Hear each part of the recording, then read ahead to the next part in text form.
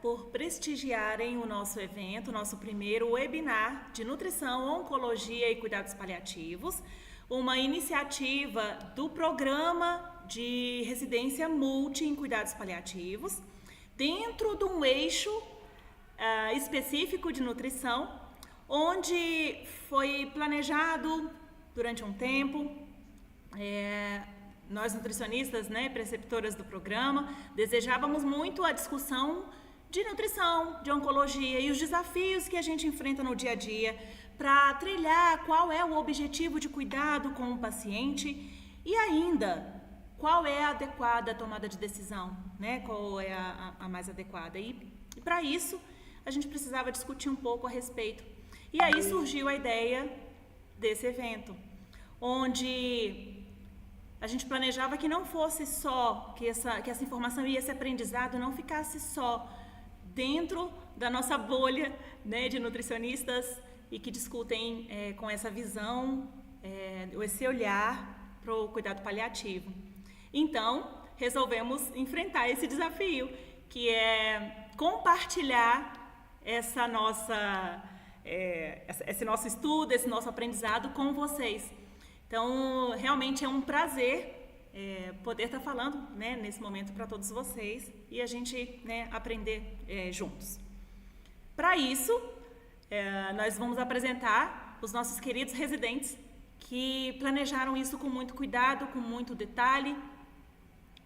Tanto as nossas duas R1s, que é Lilian Siboney Xavier e Juliana dos Santos Viana, e os nossos R2, Alícia de Moraes Alves e Fabrício de Souza Cardoso.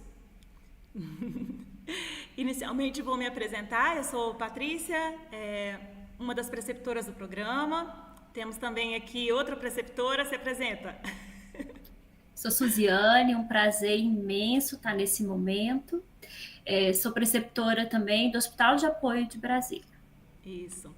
Então, a Suziane trabalha no Hospital de Apoio, eu no Hospital, no HRC. E queria fazer um acordo com vocês. Nós programamos para que esse webinar acontecesse às 19 horas e ele vai acontecer às 19 horas. No entanto, nós não conseguimos fazer a gravação ao vivo, como nós pretendíamos inicialmente. Mas isso faz parte do aprendizado e dessa vontade, porque o nosso objetivo mesmo é compartilhar o aprendizado. E para isso, nós vamos nos comprometer a ler cada comentário que for feito aqui por vocês, cada sugestão, para que possamos construir juntos um novo webinar com as demandas ou com sugestões que surgirem a partir dessa proposta. Então, para iniciar o nosso evento, eu vou convidar a nossa R1 Lilian Siboney para falar sobre a fisiopatologia do câncer e o processo de desnutrição. Muito obrigada, Lilian, contigo. Obrigada, Paty. Vou falar um pouco como se desenvolve o câncer e a desnutrição relacionada a essa doença. Primeiro, no que consiste o câncer? O câncer é uma proliferação de células que ocorre de forma rápida, agressiva, incontrolável e que tem capacidade de invadir outras estruturas orgânicas, diferente do local de onde ele surgiu. E a carcinogênese ou oncogênese é o processo no qual ocorre a formação desse câncer, por meio da exposição de agentes carcinogênicos, numa dada frequência e num período de tempo. A carcinogênese ela pode ser dividida em 3 estágios. O primeiro é a iniciação, na qual a célula recebe a exposição de agentes cancerígenos, que podem ser, por exemplo, alimentos ultraprocessados da dieta. Então, com essa exposição, ocorre a mutação dos genes. E alguns genes podem virar o proto-oncogênese. E a célula ela é iniciada, ela tem um start para começar a proliferação. O segundo estágio é a promoção, no qual essa exposição aos agentes cancerígenos ela persiste e ocorre uma nova transformação. Os proto-oncogêneses viram oncogêneses e daí ocorre a malignização das células.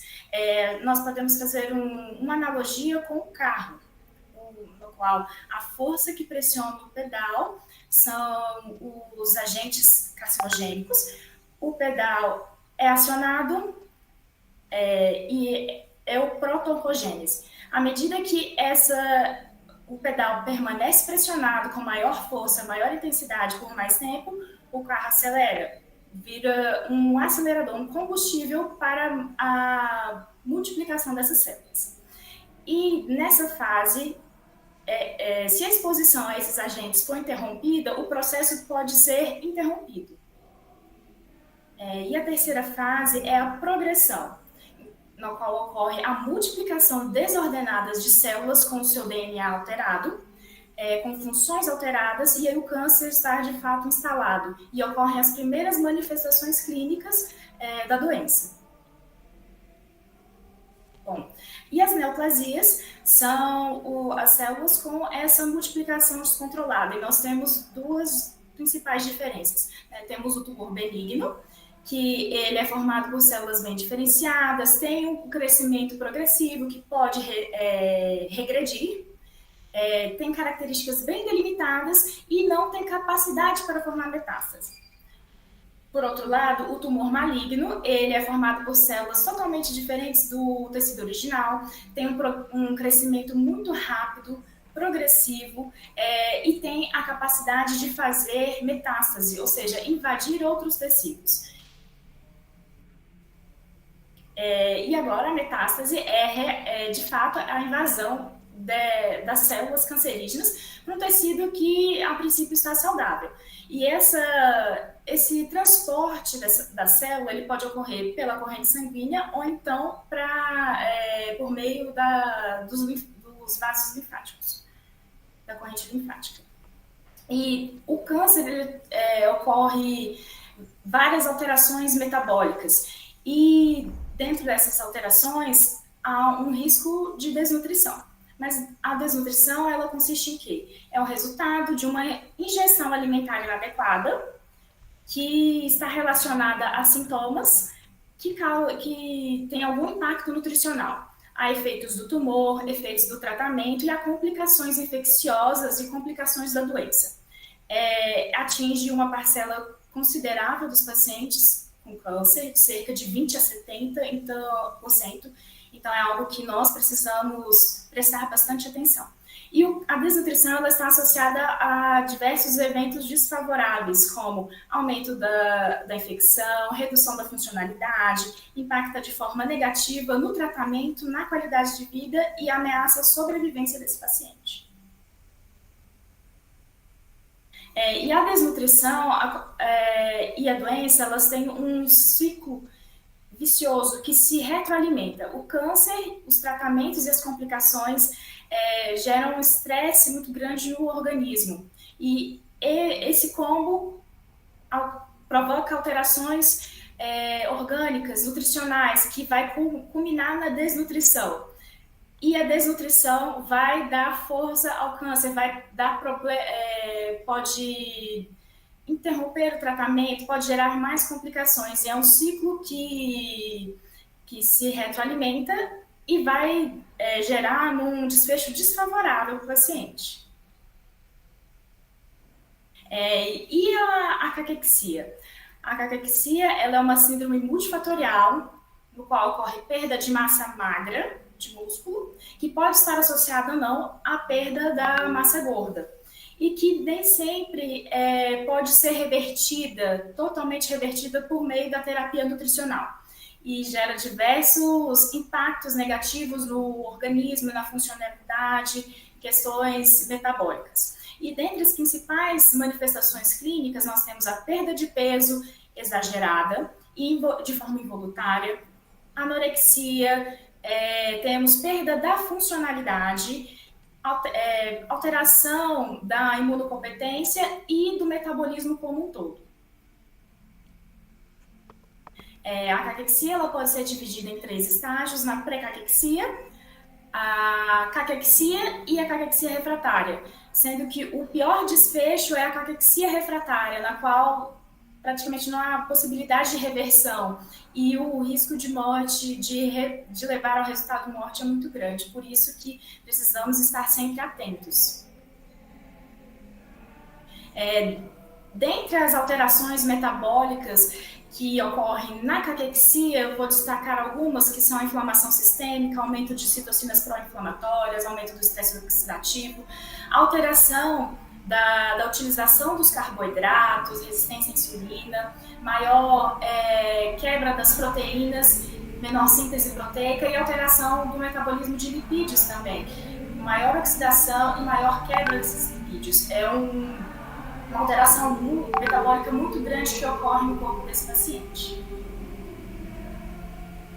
E a desnutrição e caquexia, ela está muito presente em alguns tipos de câncer. E aqui eu trouxe o câncer de cabeça e pescoço, pulmão, esôfago, estômago e pâncreas. Eles são os que mais sofrem com a desnutrição e a caquexia. E qual é o impacto que essas duas condições causam no paciente, né? Trouxe aqui na abordagem cirúrgica. Tanto a desnutrição quanto a caquexia aumentam o risco de complicações durante a cirurgia e o tempo de permanência no hospital, tempo de recuperação. Então, novamente, desfecho desfavorável. Na ocorrência de rádio, quimioterapia e imunoterapia, a desnutrição e a caquexia podem impedir o prosseguimento do tratamento, ou seja, limita a amplitude desse tratamento.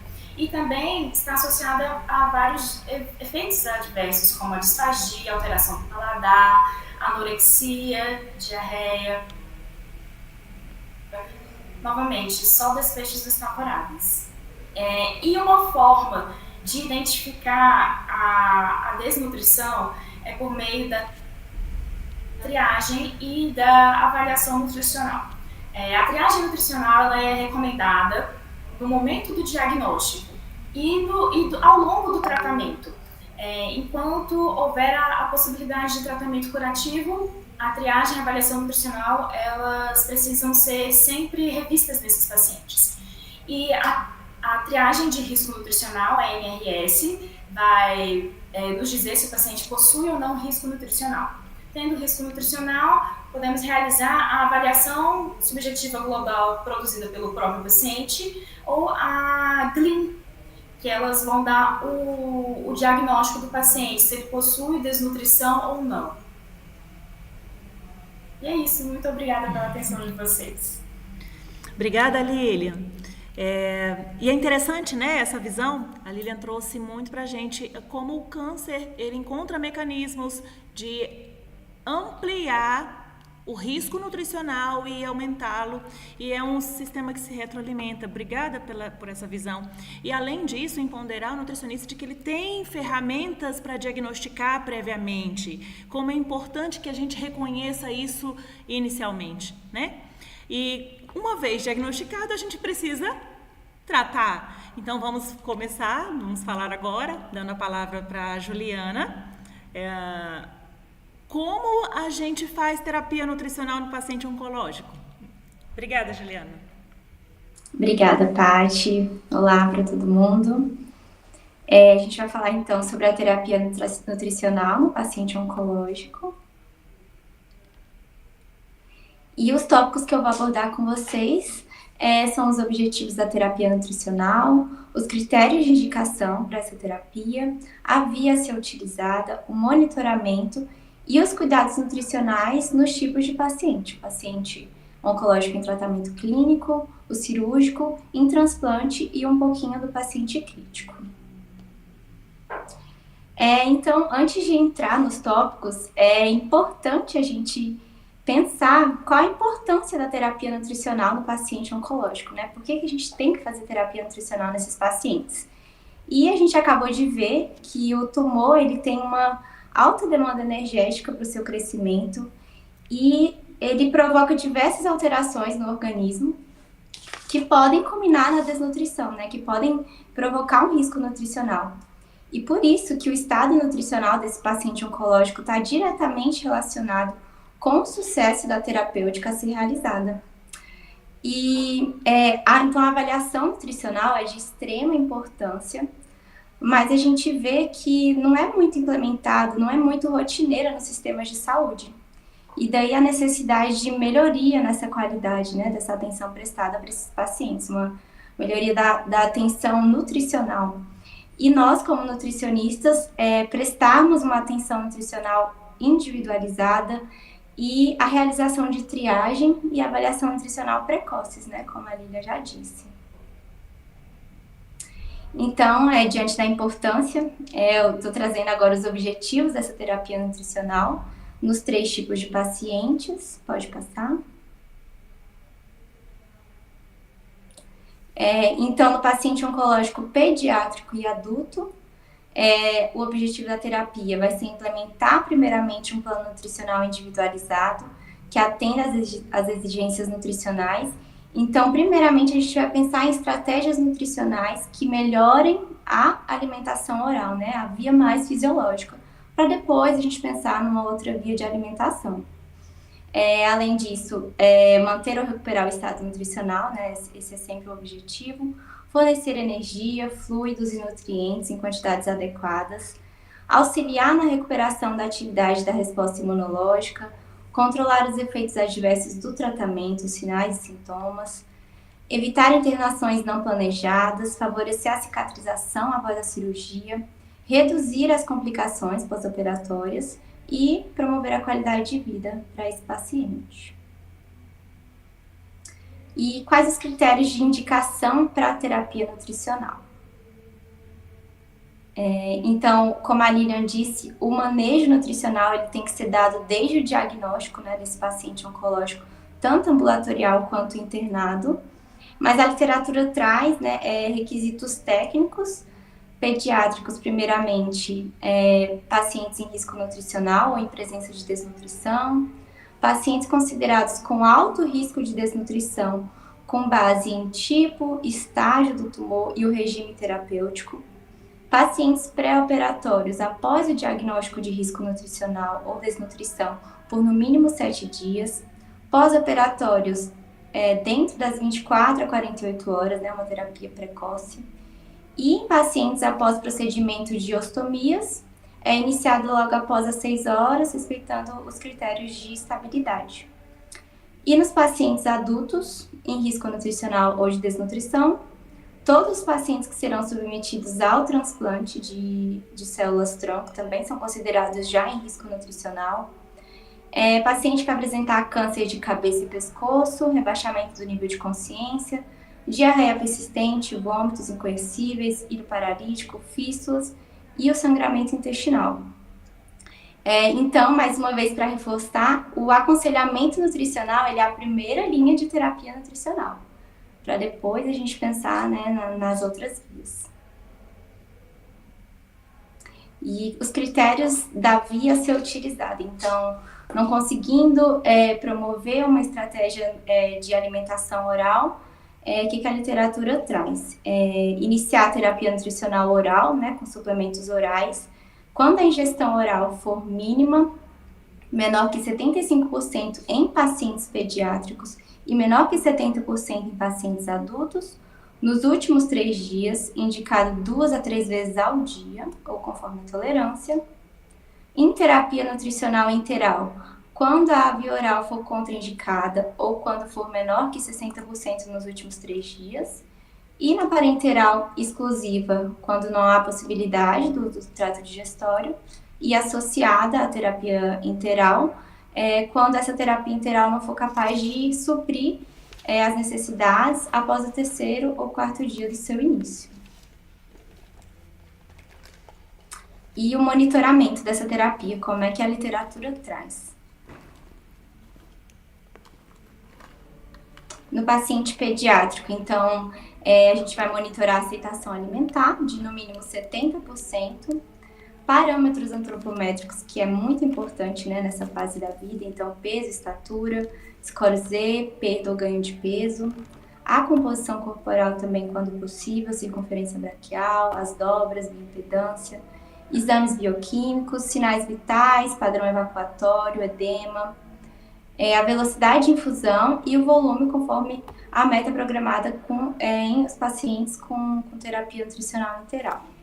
E no paciente adulto, é praticamente a mesma coisa, então aceitação da dieta, tolerância à dieta integral, presença de sinais e sintomas, então dor, disfagia, mucosite, náuseas, vômitos, distensão abdominal, diarreia e constipação, o nível de consciência, exames bioquímicos e hematológicos, o peso corporal, edema, desidratação, diurese, evacuação e complicações relacionadas também com operações, né, como fístulas, deiscências, íleo pós-operatório. E agora trazendo de forma um pouquinho mais específica cuidados nutricionais importantes em cada perfil de paciente. Primeiramente, então, o paciente em tratamento de quimioterapia, a intervenção nutricional precoce é muito importante. Então, iniciada desde o diagnóstico, né, com o objetivo de minimizar essas perdas nutricionais e melhorar a tolerância terapêutica, né, desses pacientes que serão submetidos a esse tratamento. Além da intervenção precoce, o manejo dos efeitos colaterais, então o manejo dos sinais e sintomas, muito presente nesses pacientes. E aqui o aconselhamento nutricional é de extrema importância, né, tanto em pacientes internados quanto pacientes ambulatoriais, para a gente conseguir favorecer e melhorar a qualidade de vida, melhorar a ingestão alimentar desses pacientes. No paciente cirúrgico, então, manejo nutricional no pré-operatório, pacientes submetidos à cirurgia de médio ou grande porte, a utilização de fórmulas hiperproteicas com imunonutrientes, cuidados perioperatórios, a abreviação do jejum de 2 a 3 horas, com fórmula com alto. No pós-operatório, a terapia nutricional precoce, né, iniciar a dieta nas primeiras 12 a 24 horas, independente da via de alimentação.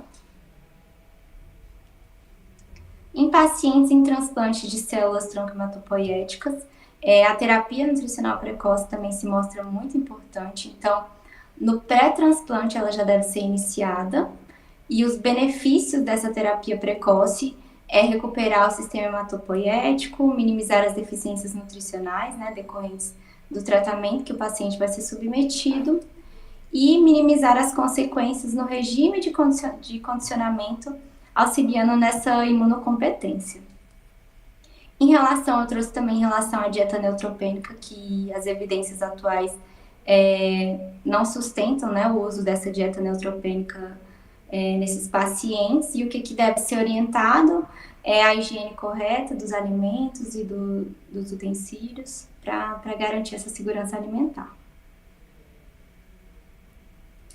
Em pacientes oncológicos críticos, todo recomendações muito amplas, né? Recomendações muito específicas e grandes para esse tipo de paciente, mas eu trouxe 2 principais que costuma ser discutido, né? Primeiramente, o objetivo da terapia nutricional nesses pacientes, que é um pouquinho diferente, que é minimizar os efeitos dessa inflamação aguda, né, que o paciente está sendo submetido, e reduzir a ocorrência de interrupções da terapia que o paciente está fazendo, e assim melhorar a qualidade de vida dele. Além disso, utilização de glutamina, megadoses de vitaminas e ômega 3, não existem evidências também para utilização, né, nesses pacientes, e é isso. Muito obrigada. Obrigada. Obrigada, Juliana. Obrigada pela forma com que você trouxe também, né, as informações. E o mais interessante, eu não ouvi só uma vez na sua fala, eu ouvi várias vezes, o objetivo nutricional. A gente precisa pensar com o objetivo, não repetir procedimentos, entrar com suplementos sem ter o pensamento técnico antes, né? E definir objetivo de cuidado. Além do objetivo, entender muito a indicação técnica. Então, quando você traz para a gente a indicação técnica de terapia oral, indicação técnica de interal, indicação técnica de parenteral, isso já tem que estar muito, né, na nossa consciência, para que quando a gente for lidar com o caso, discutir em equipe, sugerir tecnicamente algo, Acho que algo que já está muito definido e muito bem na consciência mesmo, né, do profissional, esse entendimento das indicações e do objetivo de cuidado. Muito obrigada. E agora a gente dá seguimento com a Alicia Alves, que vai falar para a gente sobre a terapia nutricional no câncer e esse olhar de cuidados paliativos. É contigo, Alicia. Obrigada, Paty. Obrigada a todo mundo por assistir. Eu vou falar um pouquinho sobre a terapia nutricional no câncer e cuidados paliativos de uma forma bem breve, porque esse é um assunto muito complexo e que é extremamente importante também. Então, como objetivo de trazer uma reflexão para vocês. O que são os cuidados paliativos, né? Quando a gente passa de ter um objetivo de apenas tratamento e a gente começa a cuidar do paciente, basicamente. Os cuidados paliativos são uma abordagem que visa melhorar a qualidade de vida do paciente, dos seus familiares, de pacientes que possuem uma doença grave, que ameaçam a vida, e tentar aliviar o sofrimento em vários âmbitos, né? No âmbito físico, psicológico, social e espiritual. Os cuidados paliativos, né, a palavra paliativo vem de pallium, que é uma palavra do latim que se remete a manto, e significa proteger, amparar. Por isso, os cuidados paliativos eles precisam ser ofertados desde o início da doença, desde o diagnóstico, visando uma melhor qualidade de vida para que a gente consiga fazer um melhor trabalho e promover a autonomia do paciente e da sua família.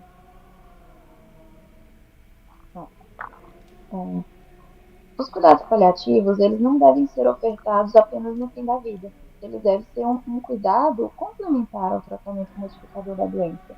Ele deve ser ofertado desde o diagnóstico, conforme a demanda do paciente e conforme a necessidade, o nível de demanda de cuidados paliativos, ele pode ter maior demanda, em outras fases menor, e aumentando com o avançar da doença. Porque conforme a terapia modificadora ela vai perdendo espaço, os cuidados paliativos eles dão um apoio para o alívio desse sofrimento que é tão importante. Existe uma teoria que chama a teoria do guarda-chuva, que compara os cuidados paliativos a um guarda-chuva que dá esse suporte para abrigar o paciente quando está chovendo. Então, os cuidados paliativos, né? O guarda-chuva ele não impede que a chuva chegue, mas ele pode impedir que ele fique encharcado. E ele pode ser utilizado em vários momentos, né? Em alguns momentos ele pode precisar mais, outros menos, mas ter sempre ele ali disponível para auxiliar nesses momentos. E quais são os objetivos dos cuidados paliativos, né?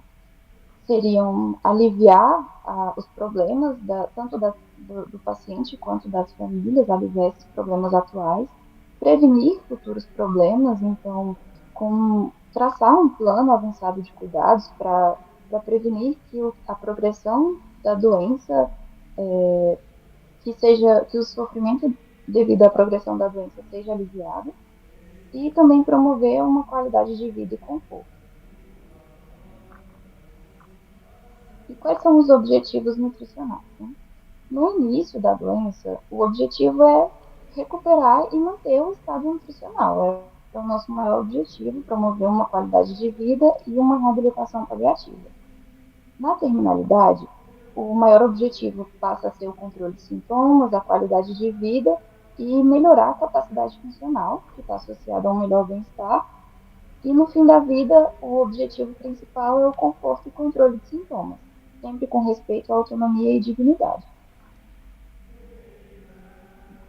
O paciente oncológico ele apresenta vários sintomas que são decorrentes tanto da própria doença quanto do tratamento modificador de doença. E alguns sintomas a alimentação e a nutrição ela consegue aliviar. Então, um dos sintomas que são mais recorrentes na doença são náuseas e vômitos.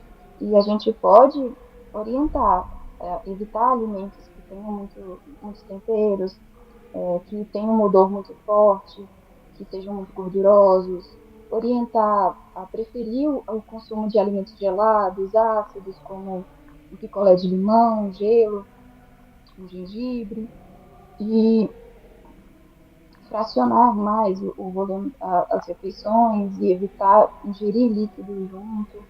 São algumas estratégias que a gente pode atuar para reduzir esses sintomas descontrolados. Bom, e para que a gente estabeleça uma terapia nutricional, é muito importante que a gente faça uma avaliação clínica, prognóstica, nutricional e bioética. Né? As escalas prognósticas, elas norteiam o desenvolvimento do plano de cuidados. E a gente precisa saber o que vem pela frente para que a gente possa traçar um objetivo voltado para esse paciente. E algumas escalas que são utilizadas no contexto de cuidados paliativos é a escala PPS, a ICOG e as ferramentas SPICT, BR e NECPAL, que eu vou estar mostrando um pouquinho de cada uma delas. Do lado da esquerda, a escala PPS, ela é uma escala de funcionalidade e também relacionada à progressão da doença.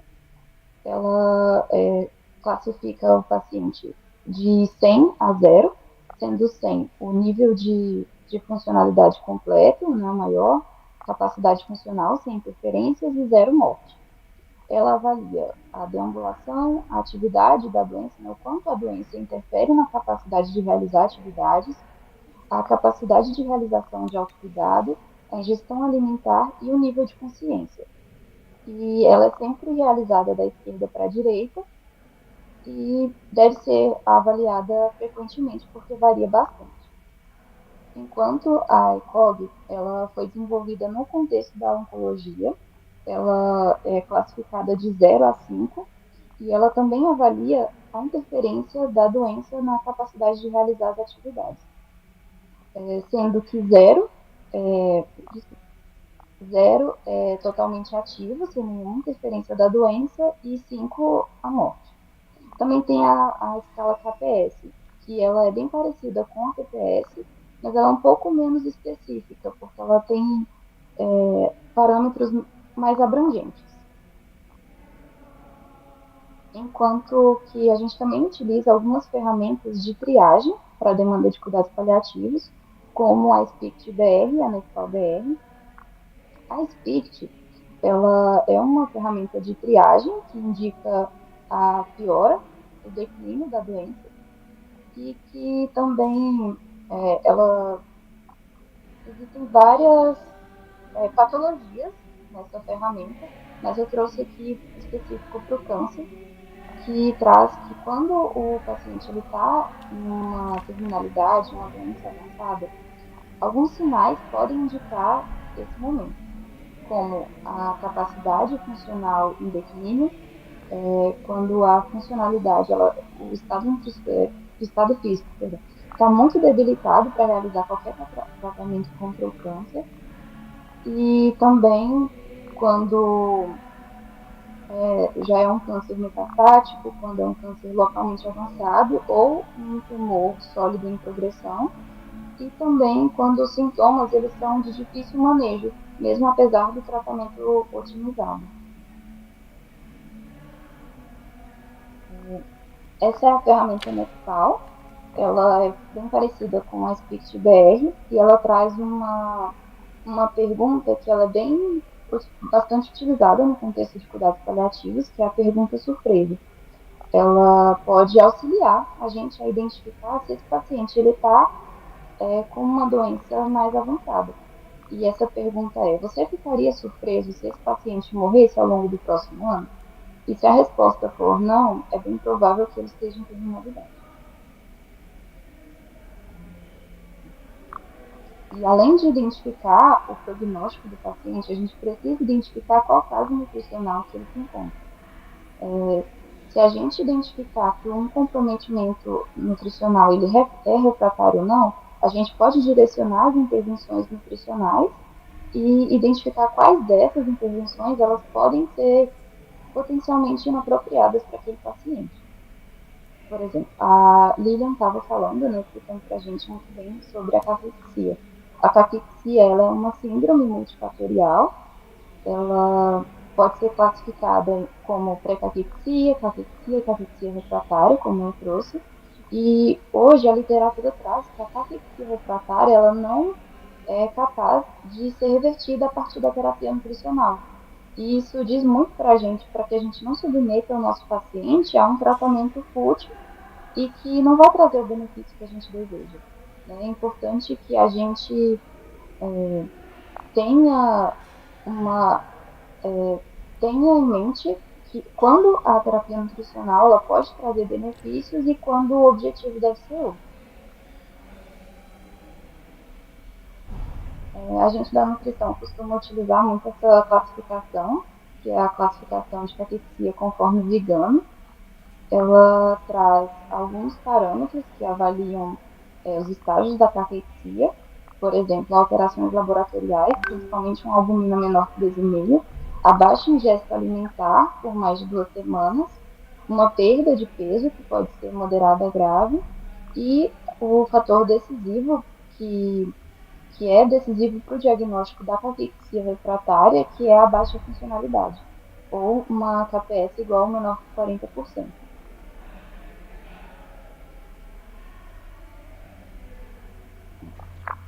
Em relação aos objetivos nutricionais, né? Trouxe antes uma parte bem breve, e agora eu vou aprofundar um pouquinho. Depois que a gente identificou quais são essas fases, a gente vai aplicar. Então, no início da doença, o tratamento ele tem uma maior chance de ser efetivo e o paciente normalmente ele não tem um declínio nutricional tão importante. Então a gente vai utilizar dessas ferramentas para tentar recuperar ou manter o estado nutricional. A avaliação nutricional é fundamental nessa fase para direcionar se o nosso tratamento está sendo efetivo ou não e deve-se sempre considerar os riscos e os benefícios da terapia nutricional. Enquanto que na terminalidade, o nosso objetivo principal é o controle de sintomas, melhorar ou manter a capacidade funcional, porque a maior parte dos pacientes eles desejam chegar ao fim da vida com uma funcionalidade preservada. Isso traz qualidade de vida. Então a gente vai, em conjunto com a equipe interdisciplinar, ver a possibilidade de uma reabilitação ou não. Também é super importante o manejo medicamentoso dos sintomas, porque muitos sintomas, como dor, náuseas, vômitos, dispneia, eles prejudicam, né, além de tudo, prejudicam na aceitação alimentar, que já é previsível nessa fase. E também é muito recorrente que nessa fase, na fase da terminalidade, os profissionais e a família pensem em uma indicação de via alternativa de alimentação. E com isso, a gente precisa verificar quais são os potenciais benefícios, malefícios com essa indicação, para então, né, com essa indicação técnica, a gente possa informar a família e tomar uma tomada de decisão compartilhada. Enquanto que no fim da vida, conforto, controle de sintomas e qualidade de vida. E a avaliação nutricional ela precisa ser voltada para o nosso objetivo, que é o conforto e o controle de sintomas. Então, a gente nessa fase evita realizar uma antropometria e foca nos sinais e sintomas. E nessa fase da vida a gente precisa ter respeito à autonomia do paciente. Com a progressão da doença, é esperado que ele não tenha mais sensação de fome ou sede. E a interrupção da alimentação ela pode acontecer e a gente precisa respeitar o direito do paciente disso. E a gente sabe que o desconforto ocorre quando o paciente tenta comer para dar conforto para a família. E é importante trabalhar essa questão também. A oferta de alimentação e nutrição nessa fase ela precisa ser de acordo com a aceitação e tolerância. Né? A nutrição artificial na fase final de vida, quando em excesso, ela mostra muitos sinais de intolerância para a gente. E o nosso objetivo é o contrário, é dar um conforto metabólico. E quais são esses sinais de intolerância para a gente identificar? São diarreia, vômitos, distensão abdominal, edema na varca, o aumento de secreções respiratórias, o paciente ficar mais hipersecretivo, e que, apesar disso, pode ocorrer a necessidade de uma suspensão da nutrição enteral, mas a gente precisa pensar bem em relação à família também, porque o nosso objetivo é dar conforto para o paciente. Desde que em volume mínimo não estejam causando nenhum malefício, a gente pode manter a terapia interal para que a gente evite um luto complicado, mas cada caso é um caso, então a gente precisa avaliar com bastante cuidado. E a recomendação hídrica normalmente é de 500 ml por dia, de dieta e água. E a dieta, a gente sabe que ela é capaz de dar um conforto, de trazer uma memória afetiva, e a gente pode utilizar dessa ferramenta para trazer uma qualidade de vida nesse momento. E na dieta de conforto inclui uma adequação alimentar, uma mudança na consistência alimentar que a gente pode fazer, na temperatura, no volume, dar uma atenção aos alimentos preferidos do paciente, né, aquilo que é importante para ele, estimular a realização de refeições em família. Muitas vezes o paciente passa a vida inteira fazendo as refeições junto com a família e na fase final de vida ele está sozinho no leito. Então, tentar resgatar o que é importante, o que é valoroso para ele.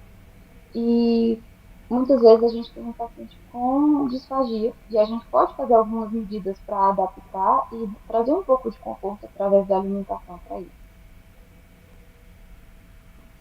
E para concluir, é importante que a gente sempre oriente tanto o paciente quanto a família em relação a o que é esperado, né, que é esperado a redução na ingestão alimentar, que é esperado o emagrecimento, e sempre avaliar quais são os benefícios e os malefícios da conduta nutricional, né? E também procurar investigar o que o paciente quer comer, quais são os seus últimos desejos alimentares e tentar adequar suas necessidades para promover dignidade, principalmente no fim da vida. Maravilhoso, Alicia. Muito obrigada pela sua fala, pela forma com que você trouxe algo que é tão complexo. A gente pense, repense, busque informação daqui para decidir, sugerir algo para a equipe, né? Então, o tanto de evidência científica que vem atrás disso, o tanto de ferramentas que são utilizadas, o tanto de conversa que precisa ter em equipe multi para a gente entender junto qual é a fase, né, de doença que esse paciente se encontra dentro da trajetória dele, para a gente falar abertamente, claramente sobre os objetivos e conseguir fazer isso junto com a família, né, compartilhando o que a equipe define junto.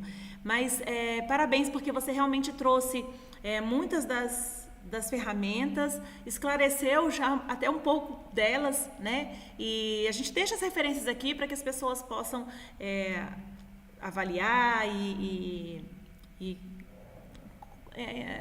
utilizá-las mesmo, né, na prática, no dia a dia. Muito obrigada mesmo, foi desafiador e realmente a gente não tem a intenção de esgotar o assunto, né? Eu acho que você bem trouxe no início que a gente trouxe como uma reflexão do tanto de informação que a gente precisa e do tanto de cuidado e o olhar ampliado que a gente precisa ter para cuidar, né?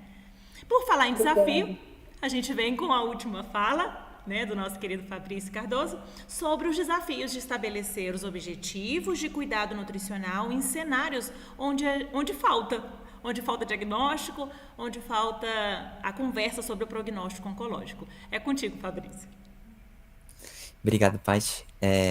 Boa tarde, bom dia, boa noite, né? Não sei quando vão estar assistindo esse vídeo, mas é um prazer imenso estar falando disso, né? Que é um assunto bem complexo, né? Porque, como vocês viram, como as meninas vieram falando ao longo de todas as falas, o paciente oncológico é um paciente com várias especificidades, né? Tudo depende muito de qual o nível da doença, qual é o câncer primário, E, enfim, tudo isso para a gente conseguir ter uma conduta nutricional adequada, né? Mas e quando a gente não tem essas informações? Vamos lá, vamos tentar conversar um pouquinho sobre isso, né? Então, nessa linha do tempo, tentei trazer para vocês o que a gente precisa para começar a montar um plano de cuidado nutricional, né? A gente precisa entender pelo menos esses 4 pontos. Óbvio que o que vier a mais acrescenta. Mas a gente tem que entender como é que é o histórico prévio desse paciente, sua funcionalidade, em que momento começou esse adoecimento, se já fez algum tipo de exame de imagem, desde quando está se sentindo daquela forma, que foi o motivo da internação, enfim. Tudo para a gente começar a embasar, né, o processo anterior desse paciente. Precisamos do diagnóstico. O diagnóstico é muito importante porque o diagnóstico vai falar muito sobre o prognóstico, né? A depender do local desse tumor, de como ele está, qual é o avanço dele, se já tem linfonodos comprometidos, se já tem alguma metástase à distância, e o tratamento, né? O tratamento é fundamental para que a gente consiga, como nutricionistas, atuar de forma conjunta com a equipe médica, né? Porque se a equipe está vendo um planejamento de cirurgia, a gente vai montar um plano de cuidado com uma terapia nutricional específica, assim como a Ju falou, né? Se a equipe está trazendo para um lado mais de quimioterapia, radioterapia, enfim, terapia-alvo, tudo isso vai influenciar muito, né, em como a gente vai conduzir o nosso tratamento. Ou então, se for o paciente em cuidados paliativos, como que a gente faria para... se for o paciente que tem metástase, enfim, que não tem indicação de terapia modificadora, como que a gente manejaria, né? Seria um manejo totalmente diferente. Tudo bem, mas sabendo de todas essas informações, a gente consegue montar um plano de cuidado que a gente, tá adequado, né? Mas e quando a gente não tem, né? E quando esse plano de cuidado não é da forma que a gente gostaria? Quando a gente não tem um diagnóstico, quando a gente não tem um tratamento muito fechado, né? Ou quando a gente não tem um prognóstico. É muito difícil e é algo que, principalmente na rede pública de serviço, né, a gente tem muitas diferenças de sistemas. A gente não tem hospitais que a gente tem um oncologista específico, tem hospitais que não. Então é muito difícil e é uma realidade. Eu posso falar da minha realidade profissional, a gente vê muito isso diariamente, pacientes que chegam para a gente com uma suspeita de uma neoplasia de algum local, seja um anel de mama, um anel de colo uterino, enfim, um anel de pâncreas, uma suspeita, apenas uma suspeita.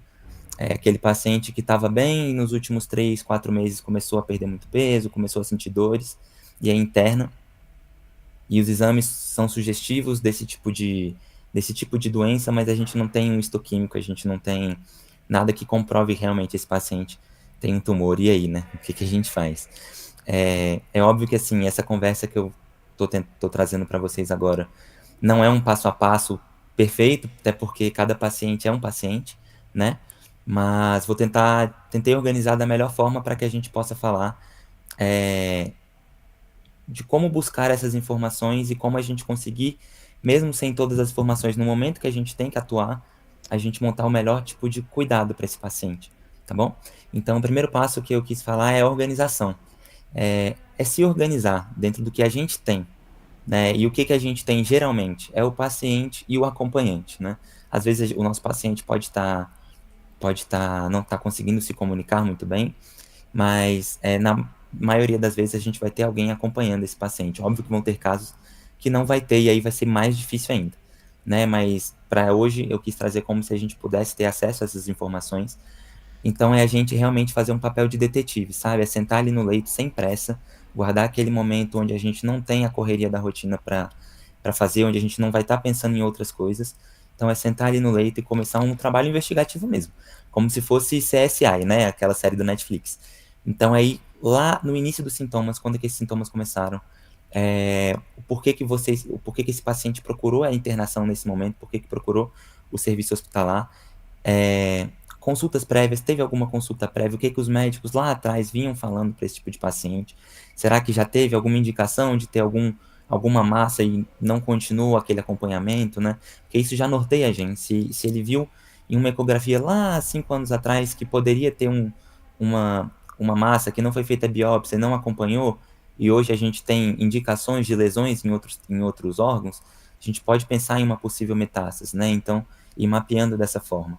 A evolução da funcionalidade é muito importante também, justamente para mapear uma possível caquexia, né? Então, como é que era esse paciente há 6 meses atrás? Totalmente funcional? Tinha alguma alteração neurológica? Se teve uma queda muito brusca nos últimos 2, 3 meses, ou nesse último mês, ou não, se está vindo uma perda mais progressiva. Isso é importante da gente mapear também. A perda de peso involuntária, tem alguma calça que usava que agora está um pouquinho mais folgada, perdeu roupa por estar muito folgada, que são perguntas mais fáceis, né, do acompanhante, do paciente conseguirem trazer para a realidade deles, e que a gente já consegue ter um norte, né, um norte de como está vindo a evolução desse possível tumor, né. Depois disso, eu quis trazer a comunicação, porque ela é fundamental em todos os aspectos do cuidado em saúde, né, mas nesse sentido de comunicação, seria a comunicação multidisciplinar mesmo, porque todo mundo que está atendendo esse paciente diariamente vai ter uma visão diferente, né?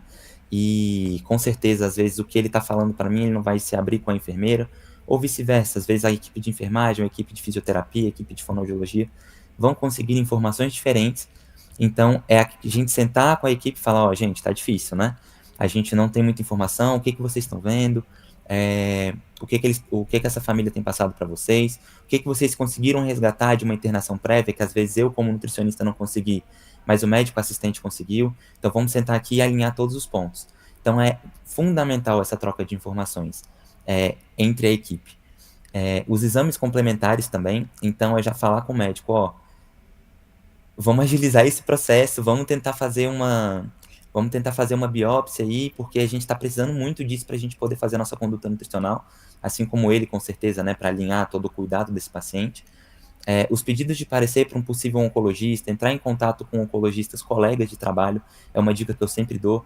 Então, esse networking é muito importante, porque às vezes, se a gente não tem um oncologista no nosso hospital, a gente tem que se virar nos 30, né? E a gente sabe como é difícil isso. Então, entrar em contato com um colega, discutir o caso, mandar todas as informações que a gente tem, para conseguir um norte também, às vezes, de um profissional que nem está inserido na nossa realidade de trabalho, mas para que a gente possa se cercar com o máximo de informações para fazer o melhor para o nosso paciente. E depois disso tudo, o mais importante, que é evoluir isso tudo em prontuário. A gente tem muito hábito de pegar todas as informações, conversar com fulano, conversar com ciclano e não deixar anotado. Aí vem um plantonista, vem um médico de final de semana, vem um colega que às vezes está voltando de férias, e as informações se perdem, né? Então é muito importante que a gente evolua. Tudo que a gente souber de novo desse paciente, e que vai ser importante tanto para nós nutricionistas quanto para o outro profissional, que a gente evolua no prontuário, né? Seguindo adiante, a conduta, então, a gente se cercar do máximo de informações que a gente conseguiu, tanto vindo da parte do histórico, quanto vindo da conversa com a equipe multidisciplinar, para aí sim a gente começar a tentar alinhar a conduta. Como é que a gente faria uma conduta sem todas as informações que a gente gostaria de ter lá no início, quando a gente recebe esse paciente. Então, essa é a hora que a gente vai olhar muito para o nosso paciente. O corpo do paciente, ele fala muito por si, sabe? Então, sinais e sintomas são imprescindíveis. Ver se aquilo que a gente está ofertando está sendo bem tolerado, ver se o paciente tem algum sinal de fome, ou então se aquela perda de peso ainda está se mantendo de uma forma que a gente tenha algo para conseguir acrescentar, sem fazer com que a gente seja nocivo ao organismo desse paciente. A impressão do paciente com o próprio corpo e da família também, do binômio paciente-família, como é que ele se sente, como é que ele tem se sentido desde o momento da internação, como é que estão as dores também. A dor é um sinal muito importante para a gente, porque se a gente não controla a dor, a gente não consegue alimentar esse paciente, né? Principalmente se tratando de via oral.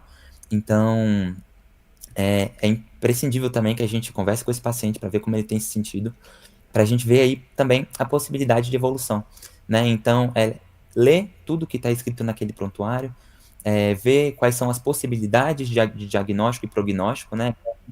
Traçar todas as linhas que podem vir a acontecer daqui para frente, assim que a gente começar realmente a investigação de fato, para que a gente possa começar a se preparar para todos os caminhos, sendo esse o caminho da terapia nutricional ferrenha, né, de passagem de sonda, se for preciso, de até uma possível parenteral, de terapia nutricional oral, ou então, se a gente for para um caminho mais visando o conforto e o controle sintomático. Então, a gente tem que já mapear isso na nossa cabeça, para conforme a evolução de todas as conversas com a equipe médica e dos pareceres e dos exames, a gente ter mais ou menos esse caminho traçado.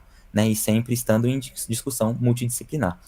Por fim, eu tentei fazer mais ou menos um passo a passo de tudo que a gente conversou, óbvio que, como eu disse, né, não se aplica para todos os pacientes, cada caso é um caso, mas é a gente chegar e ter mais ou menos isso na nossa cabeça, né?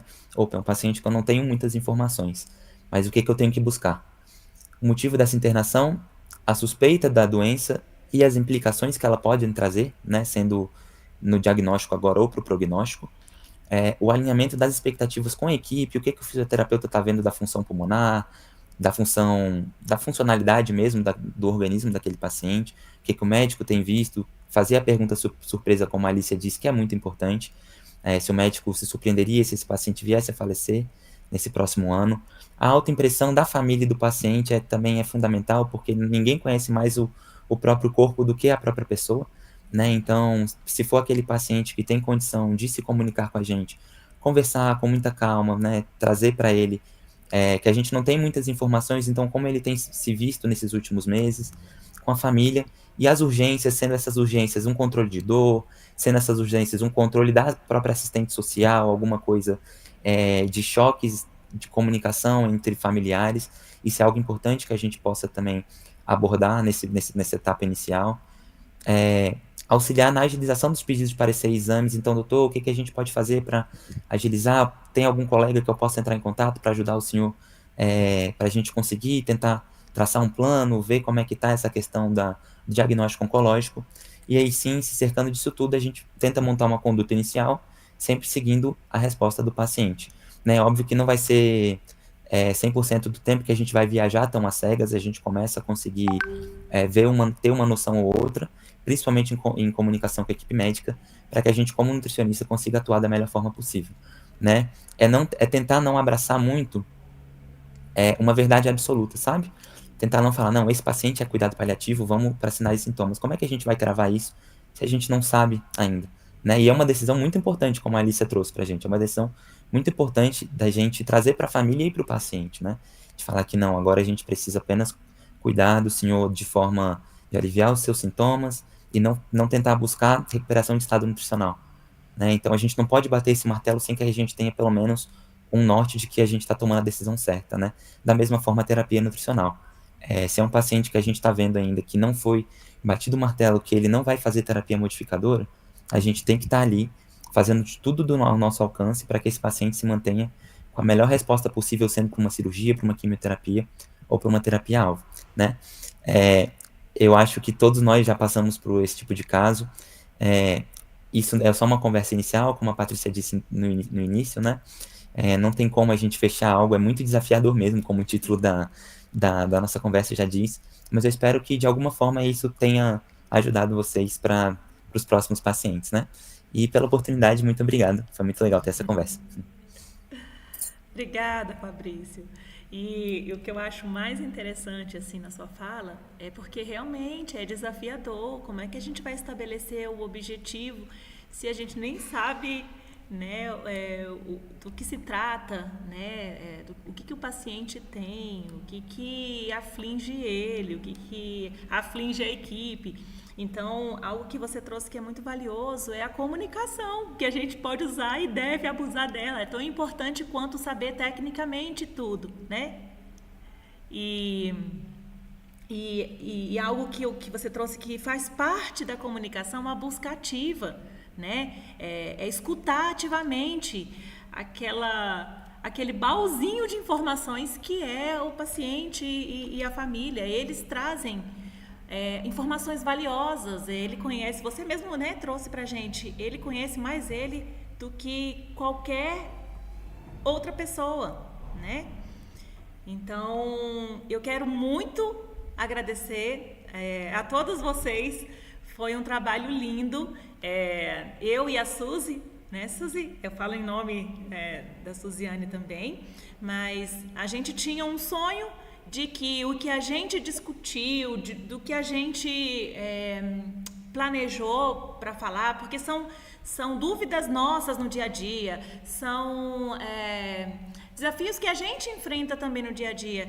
Por que a gente vai conversar sobre tudo isso? Vai fazer uma busca de evidências, de literatura, vai conversar um pouco sobre o que é viver isso, né? E não compartilhar com as pessoas, bora compartilhar. E aí surgiu esse grande desafio, que é algo que a gente está falando desde o começo e que gerou tanto aprendizado, né? Eu acho que assim, cada um de nós aqui, eu estou falando por todos nós, mas acho que cada um de nós passou por ansiedade nesse momento, aprendeu muito, mas é muito maravilhoso ver que um propósito, ele chega a esse ponto, né? Concretiza.